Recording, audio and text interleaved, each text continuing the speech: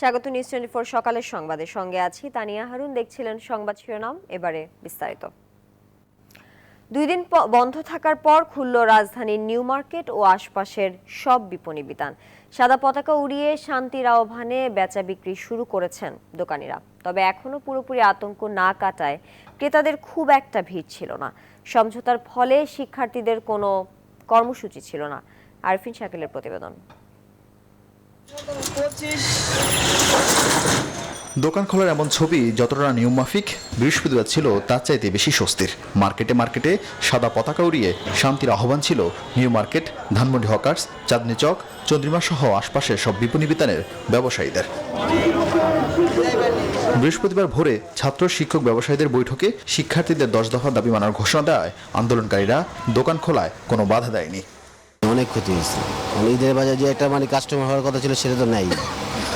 এখন সামনে কাস্টমার হবে কিনা সেটা কোনো ভরসা নেই। শিক্ষার্থী থাকবে, আমরা শান্তনু ব্যবসা বাণিজ্য করতে চাই, আমরা সবার সাথে মিলেমিশে থাকতে চাই। বিক্রেতা সবাই ভালো মানুষ না, ক্রেতা সবাই ভালো মানুষ না। আসলে যে যেরকম আচরণটা তার সাথে ওরকমই করা হয়। গেল 2 দিন ধরে চলা সংঘাতে 2 প্রাণহানির পাশাপাশি বড় ধরনের ক্ষতি হয়েছে নূরজাহান সুপারমার্কেটের একাংশের। দুর্বৃত্তদের আগুনে বেশ কিছু দোকান পুড়ে ছাই হয়ে গেছে। এখন সেই পোড়া ক্ষত ঢেকে আবারও দোকান চালুর চেষ্টা করছেন ব্যবসায়ীরা। দোকান বলছে আপনার 5টা, কিন্তু দোকানে ক্ষয়ক্ষতি হয়েছে 1 থেকে 150 দোকানে ক্ষয়ক্ষতি হয়েছে। আগুনে পুরো তাপে মাল গলে গেছে। করোনাকালীন আমরা 2 বছর ব্যবসা করতে পারি নাই। এই বছর আমরা সর্বোচ্চ মাল উঠাইছি। যা চালান আছিল তাদের ঋণ টিন করে সবচেয়ে বেশি মাল উঠাইছে। এবার যে বেশি বিক্রি করব। নিউ মার্কেটের সব দোকান খুললেও সংঘাতের সূত্রপাত যে ক্যাপিটাল ফাস্ট ফুডে তা এখনো বন্ধ আছে। সব মার্কেটের সামনে মোতায়েন রাখা হয়েছে অতিরিক্ত পুলিশ। ক্রেতারা বলছেন এই ধরনের পরিবেশ কাঙ্ক্ষিত নয়।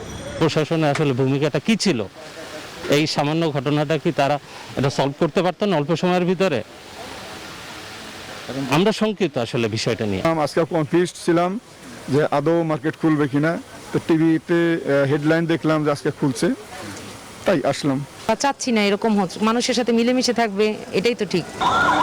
নিউ মার্কেটের সংঘাতের ঘটনায় 3টি মামলা হয়েছে। আসামি করা হয়েছে ছাত্র, হকার, ব্যবসায়ী সহ অজ্ঞাতনামা 1300 জনকে। আরফিন শাকিল, নিউজ 24, ঢাকা। ঈদযাত্রায় বিস্ফোরা ঢাকা গাজীপুর মহাসড়ক নিয়ে বিশেষ পরিকল্পনা করছে গাজীপুর ট্রাফিক বিভাগ। জেলা ট্রাফিক পুলিশের ডেপুটি কমিশনার আব্দুল্লাহ আল মামুন জানান, এরই মধ্যে বেশ কিছু স্থান চিহ্নিত করে সেগুলো বাধা অপসারণ ও সড়ক মেরামত করতে বলা হয়েছে বিআরটিকে। তিনি জানান, এই সড়কের বর্তমান পরিস্থিতিতে যানজট নিরসন সম্ভব না হলেও ভোগান্তি কমিয়ে আনাই তাদের লক্ষ্য। গাজীপুর থেকে শেখ শফিউদ্দিন জিন্নার প্রতিবেদন, জানাচ্ছেন তামিমুর রহমান। ঢাকা গাজীপুর মহাসড়ক রাজধানী ছাড়তে অন্তত 32 জেলার মানুষ ব্যবহার করেন এই পথ। প্রায় 1 যুগ ধরে চলা বিআরটি প্রকল্পের তোড়ে এই সড়ক এখন যেন ভোগান্তির নামান্তর। বিশেষ করে টঙ্গী ব্রিজ থেকে চৌরাস্তা পর্যন্ত মাত্র 12 কিলোমিটার পথ পেরোতে এক বেলা শেষ। টঙ্গী তারপর গাজীপুর এই অঞ্চলে রাস্তার অবস্থা খুবই খারাপ, মানুষের ভোগান্তি একটু চরম পর্যায়ে আর কি। পরিস্থিতি ভালো থাকে তাহলে অল্প সময় যাইতে পারবো, রাস্তার পরিস্থিতি খারাপ থাকলে তো মনে করেন সবার লাগেই খারাপ, তাহলে তো আর যাইতে পারবো না। পরিস্থিতি যখন এমন, তখন আসন্ন ঈদে লক্ষ লক্ষ মানুষের ভোগান্তির কথা চিন্তা করে বিশেষ উদ্যোগ নিয়েছে গাজীপুর ট্রাফিক বিভাগ। বিআরটি প্রজেক্টের সাথে আমাদের যে সমন্বয়, এই সমন্বয় জায়গা থেকে আমরা আমাদের পয়েন্টগুলোকে উপস্থাপন করেছি এবং তারা নিশ্চয়তা দিয়েছেন যে সবগুলোই তারা মেরামতের আওতায় নিয়ে আসবেন। গাজীপুর জেলা পুলিশের ডেপুটি কমিশনার আব্দুল্লাহ আল মামুন জানান, বর্তমান প্রেক্ষাপটে যানজট নিরসন নয়, ভোগান্তি সহনীয় পর্যায়ে রাখাই তাদের মূল লক্ষ্য। ঘরমুখী মানুষের ঈদ যাত্রা যাতে নির্বিঘ্ন হয়, কোনো কারণে কোথাও যদি গাড়ি ধীর গতি থাকে সেটাকে মানিয়ে নিয়ে যেন একেবারে যানজট তীব্র আকার না হয়, ধীরগতি হলেও মানুষকে ঘরমুখী মানুষকে যাত্রা নিশ্চিত করা আর কি। Greater Dhaka sustainable urban transport project এর আওতায় ঢাকার এয়ারপোর্ট থেকে গাজীপুর চৌরাস্তা পর্যন্ত বিআরটি প্রকল্পের কাজ শুরু হয় 2012 সালে। 10 বছরে বেশ কয়েক দফার সময় বাড়ালেও এখনো শেষ হয়নি এই প্রকল্পের কাজ। Desk report, news 24। এশিয়ার সর্ববৃহৎ পরিবেশ বান্ধব এই সার কারখানা প্রকল্পের 70% কাজ এরই মধ্যে শেষ হয়েছে। কারখানা নির্মাণে ব্যবহার করা হচ্ছে বিশ্বের অত্যাধুনিক প্রযুক্তি ও যন্ত্রপাতি। 10.5 কোটি টাকা ব্যয়ে প্রকল্পটি চালু হলে দৈনিক 2800 মেট্রিক টন সার উৎপাদন সম্ভব হবে বলে জানিয়েছেন প্রকল্প পরিচালক। হৃদয় খানের পাঠানো তথ্য চিত্রে ডেস্ক রিপোর্ট। স্বাধীনতার পর নরসিংদীর পলাশে প্রতিষ্ঠিত দুটি সার কারখানার সক্ষমতা কমে যাওয়ায় সেখানে আধুনিক প্রযুক্তি নির্ভর নতুন কারখানা নির্মাণ করছে সরকার। ঘোড়াশাল উপজেলার পলাশ ইউরিয়া সার কারখানাটি যৌথভাবে নির্মাণ করছে জাপানের মিৎসুবিশি হেভি ইন্ডাস্ট্রিজ ও চায়না প্রতিষ্ঠান CC7, যার খরচ ধরা হয়েছে 10,500 কোটি টাকা। এটি হবে এশিয়া মহাদেশের সর্ববৃহৎ পরিবেশ বান্ধব সার কারখানা। এই কারখানা নির্মাণে ব্যবহার করা হচ্ছে বিশ্বের অত্যাধুনিক প্রযুক্তি ও যন্ত্রপাতি। জাপান থেকে এসব যন্ত্রপাতি প্রকল্প এলাকায় পরিবহন করছে MS লজিস্টিক। এখানে কিন্তু ওই দূষণও হবে না, কার্বনকে আমরা রিঅর্গানাইজ করে আবার এটাকে দিয়ে আমরা পাওয়ার বানিয়ে সেখানে আমাদের প্রোডাকশন আরো বাড়বে। তেমনি এখানে প্রায় 10 লাখ মেট্রিক টনের হচ্ছে আমার ইয়ারলি। কারখানাটি উৎপাদনে এলে বছরে 9,24,000 মেট্রিক টন ইউরিয়া সার পাওয়া যাবে বলে জানিয়েছেন সংশ্লিষ্টরা। বর্তমান বিশ্বে যে লেটেস্ট যে টেকনোলজি আছে আমরা সেটা সিলেক্ট করেছি এবং ইকুইপমেন্টগুলো আমাদের দরকার, যে মেশিনারিজগুলো আমরা দরকার সেগুলো আমরা উন্নত বিশ্ব থেকে কালেক্ট করেছি। আমাদের যে ডিমান্ড সেটা 50% কভার করবে। এতে বাংলাদেশের কৃষক সমাজ যেরকম উপকৃত হবে, বাংলাদেশ সরকার উপকৃত হবে। 2023 সালের ডিসেম্বরে ঘোড়াশাল পলাশ সার কারখানার নির্মাণ কাজ শেষ হওয়ার কথা রয়েছে। Desk report, news 24। বিএনপি জনগণকে ভয় পায় বলে মন্তব্য করেছেন পররাষ্ট্রমন্ত্রী AK আব্দুল মোমেন। পররাষ্ট্র মন্ত্রণালয়ে সাংবাদিকদের সাথে আলাপকালে এ কথা বলেন তিনি। এ সময় তিনি আরো বলেন, বিএনপি গণতন্ত্রের পথে নেই, তারা গণতন্ত্রের পথ থেকে সরে এসেছে। কেউ যদি ইচ্ছা করে না করতে চায় তারা পাবলিকের ভয় পায়, কারণ তারা ডেমোক্রেসি প্রসেসে আসেনি। হ্যাঁ, তারা কেন্দ্রের মধ্যে তাদের জন্ম, তারা ওই ধরনের জিনিসই আশা করে। তো এদের আমরা আনতে পারি না। তো আইনের মাধ্যমে ইলেকশনে আসতে হবে, মানুষের জনগণের কাছে যাইতেই হবে। টেলিমেডিসিন সেবার নামে হাতিয়ে নেওয়া হতো লাখ লাখ টাকা। ঢাকা ও রাজশাহী থেকে এমনই এক চক্রের 2 সদস্যকে গ্রেফতার করেছে গোয়েন্দা পুলিশ। এছাড়াও বাংলাদেশি ভুয়া কাস্টমস অফিসার সহ বিদেশি নাগরিকদের আরেকটি প্রতারক চক্রকে গ্রেফতার করেছে তারা। বিস্তারিত তালুকদার বিপ্লবের প্রতিবেদনে। চর্ম ও যৌন সমস্যা সমাধানে সামাজিক যোগাযোগ মাধ্যমে চটকদার বিজ্ঞাপন দিয়ে লাখ লাখ টাকা হাতিয়ে নিত একটি চক্র। এই চক্রের 2 সদস্য মোহাম্মদ রাশেদ হোসেন প্রাপ্ত ও মৌসুমী খাতুনকে ঢাকায় এবং রাজশাহী থেকে গ্রেফতার করে গোয়েন্দা পুলিশ। বৃহস্পতিবার রাজধানীর ডিএমপি মিডিয়া সেন্টারে এই সংবাদ সম্মেলনে জানানো হয় কিভাবে নামিদামি চিকিৎসকদের নামে সামাজিক যোগাযোগ মাধ্যমে ভুয়া আইডি খুলে প্রতারণা করছে এই চক্রটি। EW ভিলা মেডিকা প্রতিষ্ঠানের ডাক্তার তাসনিম খানের পদবি এবং তার মোবাইল নাম্বারগুলি ব্যবহার করে অনলাইনে চিকিৎসার নামে ভুয়া প্রেসক্রিপশন দেয়। কখনো নিজেরাই ডাক্তার পরিচয় দিয়ে কণ্ঠ পরিবর্তন করে বিভিন্ন কৌশলে রোগীদের সাথে প্রতারণা করত। সাধারণত এই ভুয়া ডাক্তারদের বিষয়গুলি বা ধরা হচ্ছে, আমরা মামলা দিচ্ছি। এটি স্বাস্থ্য অধিদপ্তর যারা আছেন তাদের নজরদারি বৃদ্ধি করা উচিত। পরে ডলার ট্রিক এবং বিদেশি বন্ধু হিসেবে ইনভেস্টমেন্ট ও গিফট স্ক্যামের অভিযোগে এক বাংলাদেশি ভুয়া কাস্টমস অফিসার সহ বিদেশি নাগরিকদের আরেকটি চক্রকে গ্রেফতারের কথা জানায় গোয়েন্দা পুলিশ। ভুয়া কাস্টমস অফিসার সহ প্রায় 12 জনকে আটক করা হয়েছে। এই 12 জনের একজন হলো বাংলাদেশি নাগরিক, আর বাকি 11 জনই নাইজেরিয়ান। যে কোনো লোকের অ্যারেস্ট করলে তার একটি যখন চার্জশিট হয় তার একটা স্থায়ী ঠিকানা দিয়ে কাজ করতে হবে। এই কাজের জন্য আমাদের এটা একটা দুর্বল সাইট। সংবাদ সম্মেলনে পুলিশ জানায় এসব অপরাধীরা আইনের ফাঁকফোকর দিয়ে বেরিয়ে আসায় আবার বড় ধরনের প্রতারণায় জড়িয়ে পড়ছে। ভিক্টিমাইজ না হয়ে যায়, সবাই সচেতন থাকি। তালুকদার বিপ্লব, নিউজ 24, ঢাকা। পৃথিবীকে সুস্থ ও সুন্দর করে তোলার জন্য আপনিও এগিয়ে আসুন, অবদান থাকুক আপনারও। এই ভাবনা নিয়েই ইনভেন্ট অন ইয়োর প্ল্যানেট প্রতিপাদ্যে বিশ্বব্যাপী আজ পালিত হচ্ছে ধরিত্রী দিবস। অন্যদিকে জলবায়ু পরিবর্তনের ফলে হুমকির মুখে বিশ্ব, এরই মাঝে এর প্রভাব দৃশ্যমান। গবেষণা বলছে জলবায়ু পরিবর্তনের প্রভাবে প্রতিদিনই বাড়ছে সমুদ্র পৃষ্ঠের উচ্চতা। বিজ্ঞানীরা বলছেন এই ধারা অব্যাহত থাকলে চলতি শতকেই ডুবে যাবে প্রায় 41 কোটি মানুষের আবাসস্থল। বিস্তারিত মাসুদ রানার ডেস্ক রিপোর্টে। জলবায়ু পরিবর্তনের ফলে বিশ্বজুড়ে বাড়ছে তাপমাত্রা। এই শতাব্দীর প্রথম 21 বছরে বিশ্বের তাপমাত্রা 1.1 ডিগ্রি সেলসিয়াস বেড়েছে। সেই সাথে গলেছে মেরু অঞ্চলের বরফ, তলিয়ে যাচ্ছে নিচু অঞ্চল, বাড়ছে প্রাকৃতিক দুর্যোগের প্রকোপ। বিশ্বব্যাপী জলবায়ু পরিবর্তনজনিত প্রতিঘাত এরই মধ্যে বেশ স্পষ্ট হয়ে উঠেছে। সম্প্রতি ইউরোপের বেশিরভাগ দেশে বন্যা, ঝড়, তুষারপাত নজিরবিহীন। বন্যায় প্লাবিত হয়েছে ব্রাজিল, নেদারল্যান্ডস, সুইজারল্যান্ড, বেলজিয়াম। গেল বছরের শেষ দিকে কানাডায় দেখা গেছে ইতিহাসের সর্বোচ্চ তাপদাহ। এতে মৃত্যু হয়েছে শতাধিক মানুষের। গ্রিস, আলজেরিয়া, অস্ট্রেলিয়ায় দাবানলে পুড়ে ভস্মে পরিণত হয়েছে শত শত মানুষ।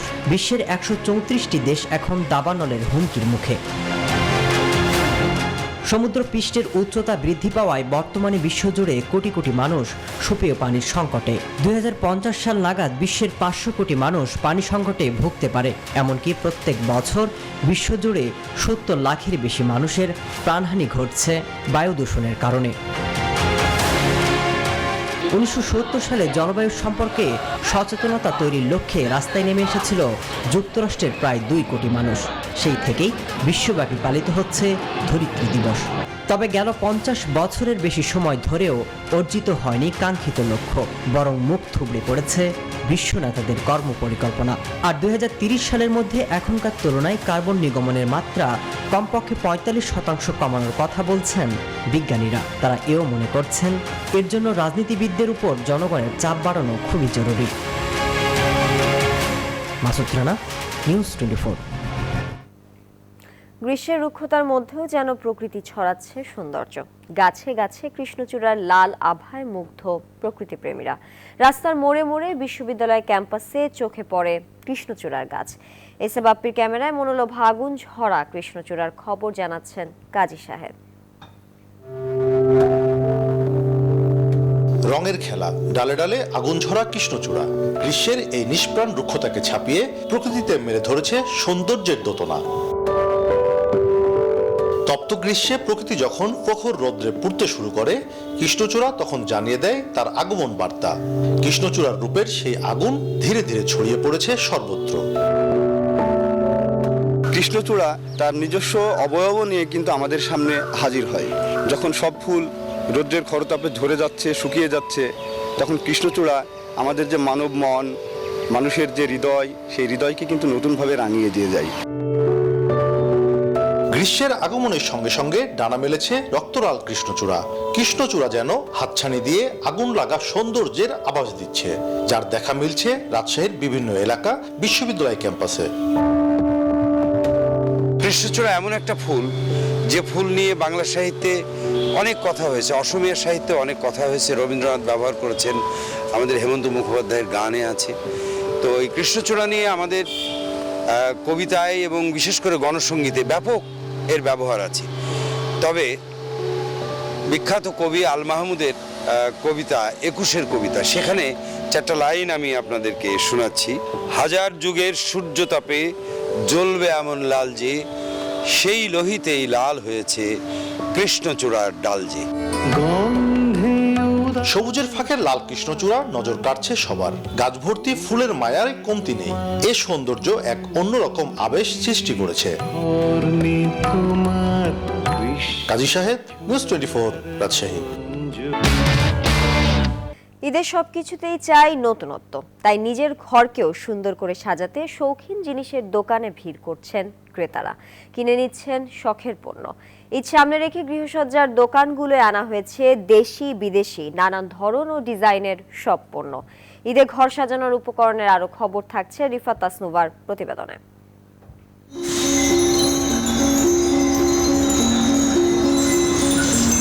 ঘর হলো প্রশান্তির জায়গা। সেই ঘর যদি সাজানো যায় নিজের মনের মতো করে, তাহলে তো কোনো কথাই নেই। আর উৎসব পার্বণে অতিথিদের আমন্ত্রণ জানাতে আর একটু বাড়তি প্রশংসা পেতে কে না চায়। তাই ঈদে আপন ঠিকানাকে আরো আলোকিত করে তুলতে গৃহশৈলীর দোকানগুলোয় এখন ক্রেতা সমাগম। জামা কাপড়ও থাকবে, নতুন কিছু যদি কিনতে পারি ঘর সাজানোর জন্য, সেটাও কিনতে চাই। এই জন্য আসলে ওইভাবে উপলক্ষ বিশেষ কোনো ডিসিশন নিয়ে ঢুকে নাই। এই দোকানে আসলাম, যদি কিছু ভালো লাগে তবেই নিব। রাজধানীর বসুন্ধরা সিটির গৃহশৈলীর বিভিন্ন দোকানে গিয়ে মিলেছে বাহারি নকশা আর চোখ ধাঁধানো ছোট বড় বিভিন্ন ধরনের ঘরের সাজসজ্জার শোপিস। আছে ডোরবেল, টেরাকোটা, কাপড়ের ফুল, ফুলদানি, কাঠের তৈরি বিভিন্ন জিনিস। বিক্রেতারা বলছেন নতুন আঙ্গিকে ঘর সাজাতে ক্রেতারা আসছেন তাদের কাছে। এছাড়াও ঈদে প্রিয়জনকে উপহার দেওয়ার জন্য উপহার সামগ্রীও কিনে নিয়ে যাচ্ছেন। আমাদের এবার ঈদ কালেকশনে আসছে অনেক কিছু। আমাদের এক্সক্লুসিভের মধ্যে আছে আপনার মেলোডি, ন্যাচারাল মেলোডি। আর যারা ঘর সাজাতে ইচ্ছা করতেছেন তাদের জন্য আছে আমাদের খুবই সুন্দর সুন্দর টুলস। ঘরে নান্দনিকতার ছোঁয়া ফোটাতে গৃহসজ্জার এই জিনিসগুলোর দামও আছে ক্রেতাদের হাতের নাগালের মধ্যেই। রিফাত তাসনুভা, নিউজ 24, ঢাকা। চট্টগ্রামের জলাবদ্ধতা নিরসনে প্রায় 3 কিলোমিটার দীর্ঘ বহদ্দারহাট বারুইপাড়া নতুন খাল খননে ব্যয় বাড়ল 4 গুণ। গত একনেকে 1362 কোটি 62 লাখ টাকা ব্যয়ের এই প্রকল্পটি অনুমোদন দেওয়া হয়। খালটি খনন হলে জলাবদ্ধতা থেকে মুক্তি পাবেন বাকুলিয়া, চকবাজার সহ বেশ কিছু এলাকার মানুষ, বললেন সিটি মেয়র। আবু জাবেদের ক্যামেরায় চট্টগ্রাম থেকে আরো জানাচ্ছেন নয়ন বড়ুয়া জয়। প্রায় 3 কিলোমিটার দীর্ঘ খালের উভয় পাশে 20 ফুট করে সড়কের সাথে থাকছে 6 ফুটের ফুটপাত। 65 ফুট প্রশস্ত সিটি কর্পোরেশনের এই নতুন খালের খনন কাজ চলছে পুরোদমে। জলাবদ্ধতা নিরসনে ড্রেনেজ মাস্টার প্ল্যান পরিকল্পনার 25 বছর পর চট্টগ্রামের বারুইপাড়ায় নতুন খাল খনন দেখে খুশি নগরবাসী। দ্রুত খাল খনন হলে জলাবদ্ধতার সমস্যা থেকে মুক্তি মিলবে এমন আশা তাদের।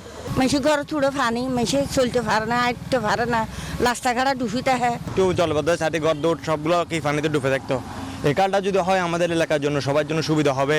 একটু বৃষ্টি হলেই পানির নিচে তলিয়ে যায় চকবাজার, নাসিরাবাদ, সুলকবহর, বহদ্দারহাট, চাঁদগাঁও, বাকুলিয়া ও চাকথাই খাতুনগঞ্জ এলাকা। আবার কোনো জায়গায় বৃষ্টি না হলেও প্রতিদিন জোয়ারে ডুবে দিনে দুবার। জলাবদ্ধতা নিরসনে মেগা প্রকল্পের কাজ চলছে। তবে বারুইপাড়া খাল খনন শেষ হলে এইসব এলাকায় জলাবদ্ধতা নিরসন হবে বললেন সিটি মেয়র।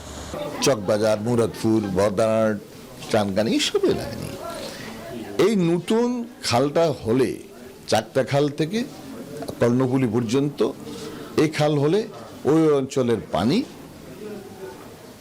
আর থাকবে বলে মনে হয় না। নগর পরিকল্পনাবিদরা বলছেন পরিকল্পিতভাবে খনন না হলে খাল খননের বরাদ্দ যাবে পানিতে। এই খালের মাধ্যমে স্ট্রেট কর্ণফুলীতে পড়ার কারণে দ্রুততার সাথে যাবে, কিন্তু এটির সাথে যদি আমি রেগুলেটরগুলি ঠিক মতো না করি তাহলে জলাবদ্ধতার তৈরি যেটি হয় জোয়ারের কারণে সেটি কিন্তু এটি মোকাবেলা করতে পারবে না। সিডিএর 1995 সালে করা ড্রেনেজ মহাপরিকল্পনায় এই খালটি খননের সুপারিশ করা হয়। তার প্রায় 2 দশক পর 2014 সালে জুনে একনেকে বারুইপাড়া খাল খনন প্রকল্প অনুমোদন পায়। তখন বরাদ্দ ছিল 326 কোটি 84 লাখ টাকা। তবে সম্প্রতি 4 গুণ ব্যয় বাড়িয়ে নতুন করে আবার একনেকে অনুমোদন দিয়েছে 1362 কোটি 62 লাখ টাকা। নয়ন বড়ুয়া জয়, নিউজ 24, চট্টগ্রাম। দীর্ঘ 17 বছর বন্ধ থাকার পর বাহাদুরাবাদ বালাসী নৌপথে পরীক্ষামূলক লঞ্চ চলাচল শুরু হয়েছে। গেল 9 এপ্রিলের আনুষ্ঠানিক উদ্বোধন করেন নৌ পরিবহন প্রতিমন্ত্রী খালেদ মাহমুদ চৌধুরী। সংশ্লিষ্টরা জানান, এই নৌপথে লঞ্চ সার্ভিস চালু হওয়ায় ঢাকার সঙ্গে উত্তরাঞ্চলের 8টি জেলায় যাতায়াতে অন্তত 3 ঘন্টা সময় কম লাগবে। চাপ কমবে যমুনা সেতুর ওপরও। Saiful Islam প্রিন্সের তথ্যচিত্র desk report. নাব্য সংকটের কারণে জামালপুরের বাহাদুরাবাদ থেকে গাইবান্ধার বালাসীঘাট পর্যন্ত 29 কিলোমিটার নৌপথ বন্ধ ছিল দীর্ঘ 17 বছর। দুই পারের মানুষের দীর্ঘদিনের দাবির প্রেক্ষিতে 2018 সালের 18 মার্চ ফেরিঘাট নির্মাণ সহ আনুষঙ্গিক স্থাপনা ও ড্রেজিংয়ের কাজের উদ্বোধন করা হয়। গেল 9 এপ্রিল দুপুরে বালাসীঘাটে আনুষ্ঠানিকভাবে পরীক্ষামূলক লঞ্চ সার্ভিস উদ্বোধন করেন নৌ পরিবহন প্রতিমন্ত্রী খালেদ মাহমুদ চৌধুরী। বঙ্গবন্ধু সেতুর উপর চাপ কমাতে এ রুটে ফেরি ও সি ট্রাক চালু সহ স্থায়ী ড্রেজিং পয়েন্ট স্থাপনের আশ্বাস দেন তিনি। আমরা এটাকে পণ্য পরিবহন এবং যানবাহন পারাপারের জন্য আমরা ব্যবস্থা গ্রহণ করব। এই নৌপথটি আর কখনোই বন্ধ হবে না, এটা আমরা সচল রাখার চেষ্টা করব। এতে খুশি এই পথের চলাচলকারীরা। তারা জানান, নৌকায় বাহাদুরাবাদ থেকে বালাসীঘাটের ভাড়া গুনতে হয় 400 থেকে 500 টাকা, আর সময় লাগে 3.5 থেকে 4 ঘন্টা। সেখানে লঞ্চের ভাড়া 120 টাকা এবং সময় লাগবে 1 ঘন্টা 40 মিনিট। নৌকাতে গেলে ঝড় বৃষ্টিতে ভিজা লাগে বা নৌকা তলে যায় ওখানে অনেক বিপদ, আর লঞ্চে গেলে অনেক সুবিধা। আগে আমাদের লোকে পথে গেলে অনেক কষ্ট করা লাগছে, এখন লস হয়েছে, এখন আমাদের খুব সুবিধা হয়েছে, যানবাহন সুবিধা হয়েছে আমাদের। নিয়মিত ড্রেজিংয়ের মাধ্যমে সারা বছর এই পথে লঞ্চ সার্ভিস চালু রাখার দাবি লঞ্চ মালিক সমিতির নেতাদের। সংশ্লিষ্ট সংস্থা যদি নদী নাব্যতা ঠিক রাখে তাহলে আমাদের এই উত্তরবঙ্গের 8 জেলা, বিশেষ করে গাইবান্ধা জেলাসহ রংপুর বিভাগীয় যে 8টি জেলা আছে, এই জেলার মানুষ ব্যাপক উপকৃত হবে। 1938 সালে ঢাকার সঙ্গে উত্তরাঞ্চলের রেল যোগাযোগ ব্যবস্থা স্থাপনের জন্য চালু করা হয়েছিল বাহাদুরাবাদ থেকে Tistamukh Ghat rail ferry. Desk report, news 24। 4 মাস ধরে সাব রেজিস্ট্রারে পদ শূন্য থাকায় ভোগান্তিতে পড়েছে যশোর সদর উপজেলাবাসী। গেল 4 মাসে প্রায় 1000 দলিল হাতে পাওয়ার প্রহর গুনছেন ভুক্তভোগীরা। এই অবস্থায় প্রতি মাসে 7 লাখ টাকার রাজস্ব হারাচ্ছে সরকার। আর সমস্যার কথা স্বীকার করে জনবল বাড়ানোর দাবি জানালেন খোদ জেলা রেজিস্ট্রারও। রিপন হোসেনের তথ্য, চিত্র ডেস্ক রিপোর্ট। যশোর সদর সাব রেজিস্ট্রার রফিকুল আলম চলতি বছরের 5 জানুয়ারি অবসরে গেছেন। পদশূন্য হওয়ার পর থেকে খণ্ডকালীন সাব রেজিস্ট্রার দিয়ে কাজ করার কথা। তবে সেই সাব রেজিস্ট্রাররা নামমাত্র অফিসে আসেন এবং 2-4 ঘন্টা কাজ করে চলে যান বলে অভিযোগ দলিল লেখকদের। এই অবস্থায় শত শত জমি ক্রেতা বিক্রেতা ও জরুরি কাজে দলিল উত্তোলনকারীরা চরম ভোগান্তির মধ্যে পড়েছেন। এ পর্যন্ত আমাদের কোনো সাব রেজিস্ট্রার আসে নাই। এখানে যেখানে সাধারণ মানুষ হয়রানির শিকার হচ্ছে, দলিল লেখকরা তাদের দ্বারা নিষ্পেষিত হচ্ছে। গত কয়েক মাস যাবত আমরা সাব রেজিস্ট্রারের সংকটে চরম এক অচল অবস্থা চলছে আমাদের যশোর সদর সাব রেজিস্ট্রি অফিসে। আমরা প্রতিদিন আসি কই আজ না কাল আসো, কাল না পরশু আসো, টাকা নষ্ট, সময় নষ্ট, এইভাবে আমরা ঘুরছি আর কি। স্থায়ীভাবে রেজিস্ট্রার না থাকায় সদর সাব রেজিস্ট্রি অফিসের রেজিস্ট্রেশন প্রাপ্ত 216 ও তাদের সহকারী সহ 450 জন দলিল লেখক বেকার সময় পার করছেন। এমন পরিস্থিতিতে 1 মাসের মধ্যে স্থায়ী সাব রেজিস্ট্রার নিয়োগ না দেওয়া হলে দলিল লেখক কল্যাণ সমিতি থেকে কর্মসূচি গ্রহণ করা হবে বলে জানান সংগঠনের নেতারা। আমাদের দলিল লেখকরা খুব অসহায়, জনগণের কাছে লাঞ্ছিত হচ্ছে এবং জনগণ খুব হয়রানি হচ্ছে। সরকারি হস্তক্ষেপ কামনা করছি যশোরে একটা পার্মানেন্ট সার্ভিসে নিয়োগ করার জন্য। এ সমস্যার কথা স্বীকার করে জনবল নিয়োগের দাবি জানিয়েছেন জেলা রেজিস্ট্রারও। খণ্ডকালীন কর্মকর্তা দিয়ে দায়িত্ব পালন করা কঠিন ব্যাপার। মানুষের ভোগান্তির আর লাঘব করা যায় না। সপ্তাহে 5 দিন অফিসে যায় এবং অফিসার নিয়মিত থাকলে মানুষের এই কষ্টটা কম হয়। সদর সাব রেজিস্ট্রি অফিসে 15টি ইউনিয়নের কাজসহ মোট 254টি মৌজার জমির রেজিস্ট্রির কাজ হয়। Desk report, news 24। রাজশাহীর আমান কোল্ড স্টোরেজে রাখা কৃষকের প্রায় 20 কোটি টাকা মূল্যের 1,65,000 বস্তা আলু পচে গেছে। এই ঘটনায় নিঃস্ব হয়ে পড়েছেন শত শত কৃষক। পচে গেছে শত শত কৃষকের কষ্টের ফসল। ক্ষতিগ্রস্তরা জানান, ব্যাংক ঋণ ও বিভিন্ন এনজিও থেকে কিস্তি নিয়ে আলুর চাষাবাদ করেছিলেন তারা। স্টোরেজের তাপমাত্রা যেমন থাকার কথা ছিল সেটি ছিল না। এছাড়া ধারণ ক্ষমতার চেয়ে বেশি আলু রাখায় আলু পচে নষ্ট হয়েছে। এ বিষয়ে স্টোরেজ কর্তৃপক্ষ ক্যামেরার সামনে কথা বলতে চায়নি। তবে স্টোরেজের প্রতিষ্ঠানটির অংশীদার তৌফিকুল ইসলাম কৃষকদের সঙ্গে কথা বলে ক্ষতিপূরণের আশ্বাস দিয়েছেন। ঈদের পর এ নিয়ে তারা আলোচনায় বসবেন। প্রায় পচে গেছে, নষ্ট হয়ে গেছে আলু। আমরা বহু ক্ষতিগ্রস্ত, মানে সব টাকায় লস। এইসব মার্কেটে তো বিক্রি করা তো যাবে না। এখন এগুলা আমাদেরকে সব নিচে ফেলে দেওয়া লাগবে, আমাদের পুরাটাই লস। স্টোর মালিককে আগে ফোরম্যান বলে যে 2টি চেম্বার নষ্ট হয়ে গেছে, আপনারা আলু লোড লিয়েন না, তাও জোর করে লোড নিয়েছে। ঈদের এখনো 2 সপ্তাহ বাকি থাকলেও এরই মধ্যে শুরু হয়েছে ঘরমুখ মানুষের চাপ। এ বিষয়ে বিস্তারিত জানাতে গাবতলী থেকে সরাসরি যুক্ত হচ্ছেন সহকর্মী তালুকদার বিপ্লব। বিপ্লব, গাবতলীতে আজকে ঘরমুখ মানুষের চাপ কেমন দেখছেন?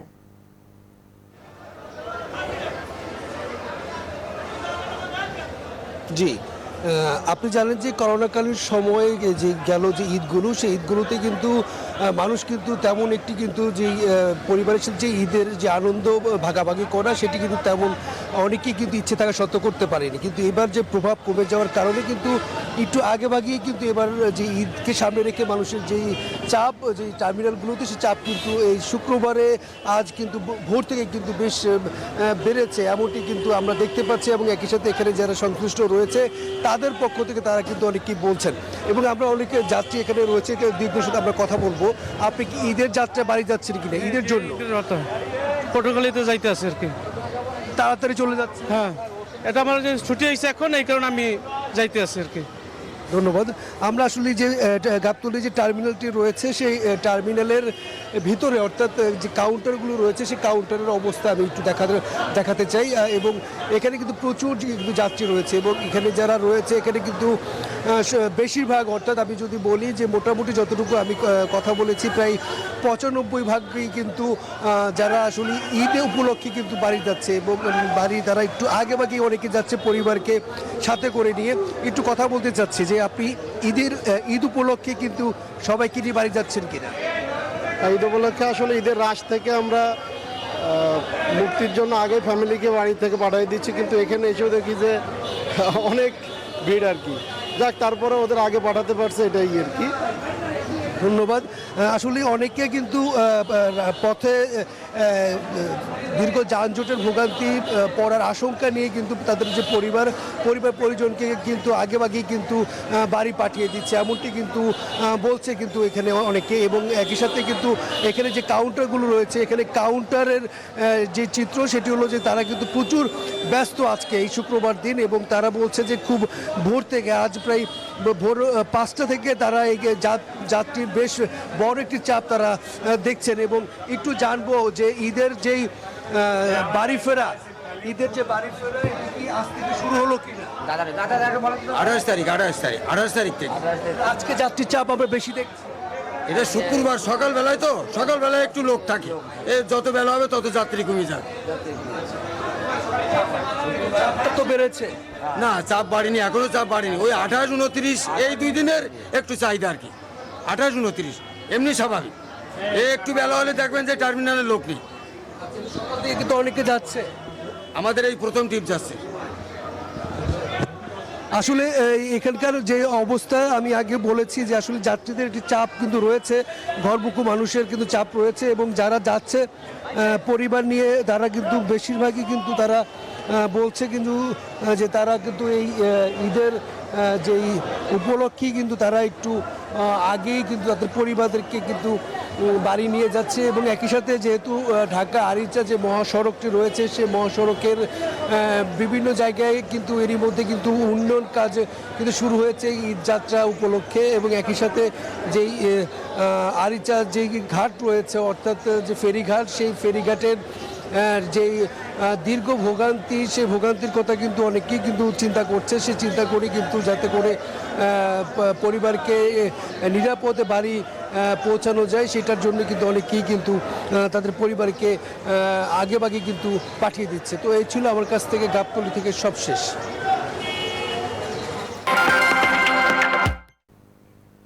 খরচ ও হয়রানি কমাতে 5 বছর অন্তর ট্রেড লাইসেন্স নবায়নের ব্যবস্থা চায় ব্যবসায়ীদের শীর্ষ সংগঠন এফবিসিসিআই।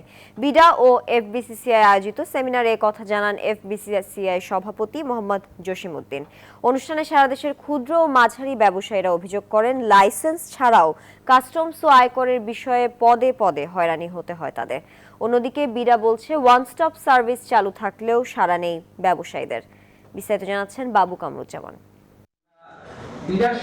ফায়ার সার্ভিস থেকে বা রাজুক থেকে সেই অথরিটিটা কি আছে যে উনি ওই টাইম বাউন্ডে তাদেরকে বাধ্য করে সেই রিপোর্টগুলো নিয়ে আসতে পারবেন, যাতে করে আসলেই যে উদ্দেশ্যে বিডা কাজ করছে সেটা সফল হতে পারে। কাস্টম ক্লিয়ারেন্সের ক্ষেত্রে আমরা যে হয়রানির শিকার হই বা ইনকাম ট্যাক্সে যে ধরনের হ্যারাসমেন্টের শিকার হই, এই জায়গাগুলোতে আমরা কোনো সহযোগিতা পাবো কিনা। ল্যান্ড মিনিস্ট্রিতে আজকে প্রায় 10 বছর ধরে দৌড়াদৌড়ি করছি, আমাকে সেই ব্যাপারে কোনো পারমিশন দিচ্ছে না। বৃহস্পতিবার এফবিসিসিআই কার্যালয়ে বিনিয়োগ উন্নয়ন কর্তৃপক্ষ বিডা ও এফবিসিসিআই এর যৌথ আয়োজনে ওয়ান স্টপ সার্ভিস ওএসএস সেবা বিষয়ক সেমিনারে এভাবেই ক্ষোভ জানান সারা দেশের ক্ষুদ্র ও মাঝারি ব্যবসায়ীরা। যেখানে এফবিসিসিআই সভাপতি বলেন, প্রতি বছর ট্রেড লাইসেন্স নবায়ন করতে গিয়ে বাড়তি খরচ ও ভোগান্তিতে পড়তে হচ্ছে ব্যবসায়ীদের। তাই বছর বছর নয়, বরং 5 বছর অন্তর নবায়নের পরামর্শ দেন এফবিসিসিআই সভাপতি। রিনিউয়াল সিস্টেমগুলিকে ইজি করে দেওয়ার দরকার, এবং যেখানে দরকার নাই সেখানে 5 বছরের জন্য, 4 বছরের জন্য, 3 বছরের জন্য কিন্তু আমরা লাইসেন্সগুলি নিতে পারি, এবং প্রত্যেকটা লাইসেন্স দেখা যায় প্রতি বছর আমাকে রিনিউয়াল করতে হয়। আপনি জানেন কি জানি না যে আমাদের যে ট্রেড লাইসেন্স, ঢাকার আশেপাশে একটা ট্রেড লাইসেন্স লক্ষ লক্ষ টাকা পর্যন্ত দিতে হয়। দেশের বেসরকারি খাতের বিনিয়োগ উন্নয়ন এবং সেবা সহজ করতে ওয়ান স্টপ সার্ভিস ওএসএস সেবা চালু করেছে বিডা। সংস্থাটির হিসাব বলছে এখন পর্যন্ত 40টি প্রতিষ্ঠান ও সংস্থা ওএসএস এর আওতায় সেবা দিচ্ছে, আর বিডার নিজস্ব সেবা চালু আছে 18টি। যদিও বিডা কর্তৃপক্ষের আক্ষেপ, সেবা চালু থাকলেও গত 3 বছরে মাত্র 135টি প্রতিষ্ঠান তা গ্রহণ করেছে। এখন আপনারা যদি সার্ভিস না নেন, আমার তো এই যে প্ল্যাটফর্মটা দাঁড় করানো, এই আপনার এন্ড টু এন্ড ইন্টিগ্রেশন করা ইটস এ হিউজ টাস্ক। প্রচুর সময় গেছে, প্রচুর অর্থ খরচ হয়েছে। সেমিনারে বিদ্যমান ওএসএস সেবা গ্রহণের আহ্বান জানিয়ে বিডা কর্তৃপক্ষ বলেন, এখন পর্যন্ত মোট সেবার 86% যথাসময়ে দেয়া সম্ভব হয়েছে, তবে এর মধ্যে মাত্র 20টি ছিল অন্য প্রতিষ্ঠানের। ডেভেলপ করা হয়েছে। বাবু কামরুজ্জামান, নিউজ 24, ঢাকা। ইউক্রেনের বন্দর নগরী মারিউপোল প্রায় 2 মাস অবরুদ্ধ করে রাখার পর সেখানে জয় দাবি করেছেন রুশ প্রেসিডেন্ট ভ্লাদিমির পুতিন। বৃহস্পতিবার নগরটিকে মুক্ত ঘোষণা করেছেন তিনি। যদিও এই নগরীর আজভাস্তাইল ইস্পাত কারখানায় এখনও শত শত ইউক্রেনীয় সেনা আটকে রয়েছে। রুশ প্রতিরক্ষা মন্ত্রী সের্গেই শোইগুর সঙ্গে এক বৈঠকে সর্বশেষ এই প্রতিরোধ যোদ্ধাদের সঙ্গে চূড়ান্ত সংঘাতের প্রয়োজন নেই বলে মন্তব্য করেছেন পুতিন। পরিবর্তে শিল্প অঞ্চলটি ঘেরাও করে সেখান থেকে যেন একটি মাছিও পালাতে না পারে তা নিশ্চিত করার নির্দেশ দিয়েছেন তিনি। এদিকে রুশ আগ্রাসন মোকাবেলায় আরও ভারী অস্ত্র সামগ্রী পাঠাতে আন্তর্জাতিক সম্প্রদায়ের প্রতি আহ্বান জানিয়েছেন ইউক্রেনের প্রেসিডেন্ট ভলোদিমির জেলেনস্কি। এই সপ্তাহে রাশিয়া যুদ্ধবিরতির প্রস্তাব প্রত্যাখ্যান করেছে বলে জানিয়েছেন তিনি, যদিও এই ব্যাপারে মন্তব্য করেনি মস্কো। অন্যদিকে ইউক্রেনের জন্য অতিরিক্ত $80 কোটি নিরাপত্তা সহায়তা প্যাকেজ ঘোষণা করেছেন মার্কিন প্রেসিডেন্ট জো বাইডেন। নয়া বিপর্যয়ের মুখে পড়ার শঙ্কায় বিশ্ব। ইউক্রেন রাশিয়া যুদ্ধের প্রভাবে খাদ্যের দাম দ্রুত বৃদ্ধিকে মানবিক বিপর্যয়ের আভাস বলছে বিশ্বব্যাংক। এমন পরিস্থিতি চলতে থাকলে করোনা মহামারীর মতো খাদ্য সংকটও বিশ্বের দরিদ্র জনগোষ্ঠীর উপর সবচেয়ে বেশি প্রভাব ফেলবে বলে সতর্ক করেছে সংস্থাটি। আসমাতুলি, ডেস্ক রিপোর্ট। করোনা মহামারীর ধকলে এমনিতেই বিপর্যস্ত পুরো বিশ্ব। উন্নয়নশীল অনেক দেশের ঋণের পরিমাণ বেড়ে গেছে, জমে গেছে অনেক কিস্তি। তার উপর ইউক্রেন রাশিয়া যুদ্ধে বিশ্বে খাদ্য ও জ্বালানির ক্রমবর্ধমান মূল্য বৃদ্ধিতে নাভিশ্বাস উঠেছে দরিদ্র জনগোষ্ঠীর মানুষের। এই যুদ্ধ আরও দীর্ঘায়িত হলে খাদ্যপণ্যের রেকর্ড দাম বৃদ্ধি লাখ লাখ মানুষকে অপুষ্টি ও দারিদ্র্যের দিকে ঠেলে দিতে পারে। বিবিসিকে দেয়া এক সাক্ষাৎকারে এমন আশঙ্কার কথা জানান বিশ্বব্যাংকের প্রেসিডেন্ট ডেভিড ম্যালপাস। বিশ্বব্যাংকের হিসেবে খাদ্যপণ্যের দাম 37% বৃদ্ধি পেতে পারে, যা গরিব জনগোষ্ঠীর সাধ্যের বাইরে চলে যাবে বলে মনে করছেন ম্যালপাস। এটা দরিদ্রদের সবচেয়ে বেশি ক্ষতি করবে। তারা খরচ কমাতে, কম খেতে এবং সন্তানদের শিক্ষা প্রতিষ্ঠানে পাঠানো বন্ধ করতে বাধ্য করবে। করোনা মহামারীতেও এই বাস্তবতা দেখা গেছে। তিনি জানান, এই মুহূর্তে অতি দরিদ্র দেশগুলোর 60% ঋণের যন্ত্রণায় বা ঋণের সংকটে পড়ার উচ্চ ঝুঁকিতে রয়েছে। তবে পরিস্থিতি নিয়ন্ত্রণে খাদ্য উৎপাদনে ভর্তুকি দেয়া বা দাম বেঁধে দেওয়ার পদক্ষেপকে নিরুৎসাহিত করেন তিনি। বরং বিশ্বজুড়ে সার ও খাদ্য সামগ্রীর সরবরাহ বৃদ্ধি এবং হতদরিদ্র মানুষের জন্য বিশেষ সহায়তা নিশ্চিতের উপর জোর দেওয়ার পরামর্শ বিশ্বব্যাংক প্রধানের। আসমাতুলি, নিউজ 24। ডিপিএল ম্যাচ চলাকালীন আঙুলের ইনজুরিতে পড়েছেন পেসার এবাদত হোসেন। আর ইনজুরির থাবায় আগে থেকে শ্রীলঙ্কা সিরিজে অনিশ্চিত তাসকিন ও শরীফুল। শেষ পর্যন্ত তাদের শ্রীলঙ্কা সিরিজে না পাওয়া গেলে দল গঠনের সমস্যায় পড়বেন বলে মনে করেন প্রধান নির্বাচক মিনহাজুল আবেদিন নান্নু। আর টাইগার সাবেক অধিনায়ক মাশরাফি বিন মর্তুজা ঘরের মাটিতে লঙ্কানদের বিপক্ষে বাংলাদেশকে ফেভারিট হিসেবেই দেখছেন। ছাড়লে যে কোনো সিলিং হোক স্পিন হোক সব নিয়ে একটা কনসার্ন থাকে, তো এটা নিয়ে আলোচনা হচ্ছে। টিম ম্যানেজমেন্ট এটা আমাদের সাথে সব কিছু নিয়ে সার্বিক পরিস্থিতি নিয়ে আলোচনা করছে এবং সেরাটাই নিয়ে কিন্তু স্কোয়াডটা মূলত 15 জন স্কোয়াডই দিব। এখানে তো যেহেতু এখানে এখন ওই যে কোভিডের এই ব্যয়বহুলের ওটার বাধ্যবাধকতা নেই, কিন্তু হোম সোয়েলে খেলা যে কোনো খেলোয়াড়কে যে কোনো সময় ইমপ্রুভ করা যায়। যখন হোমে খেলা আমরা অবভিয়াসলি আমাদের ফেভারিট, যে কোনো টিমের এগেনস্টে। মেবি টেস্ট ক্রিকেটে top level like India, Australia এদের সাথে হয়তো বা না, বাট এগেইন আমরা অস্ট্রেলিয়াকে হারিয়েছি, ইংল্যান্ডকে হারিয়েছি, শ্রীলঙ্কাকে, ওয়াই নট। সো বাংলাদেশে যখন খেলা হবে test cricket, I am sure যে সাপোর্টার থেকে শুরু করে স্পেকটেটর, ক্রিকেট বোর্ড বা আপনারা মিডিয়া যারা আছেন, আমরা যারা প্লেয়ার, এক্স প্লেয়ার বাইরে রয়েছি, সবাই কিন্তু এক্সপেক্ট যে Bangladesh will be favourite. AFC কাপের চূড়ান্ত পর্বের সূচি প্রকাশ করেছে এশিয়ান ফুটবল কনফেডারেশন। আসছে 18 মে থেকে শুরু হবে চূড়ান্ত পর্বের খেলা। বাংলাদেশের বসুন্ধরা কিংস ও মালদ্বীপের মজদিনা ক্লাবের মুখোমুখি দেখা হবে 18 মে বিকেল 5:30টায়। নিজেদের দ্বিতীয় ম্যাচে 21 মে কিংসদের প্রতিপক্ষ মোহনবাগান। পরের ম্যাচ 24 মে গোকুলামের সঙ্গে দুপুর 1:30টায়। তবে কিংসের ফুটবলার ও ম্যানেজমেন্টও সূচি দেখে বিস্মিত হয়েছেন। একটি ম্যাচ বিকেলে ও আরেকটি ম্যাচ রাতে আয়োজন করার সুযোগ রয়েছে অনায়াসেই, কিন্তু সেটা না করে তীব্র গরমে খেলার কোনো অযৌক্তিকতা দেখেন না তারা। সকালের সংবাদ এখন এ পর্যন্ত। আরো খবর ও বিশ্লেষণ জানতে ভিজিট করুন news24bd.tv। ধন্যবাদ সবাইকে।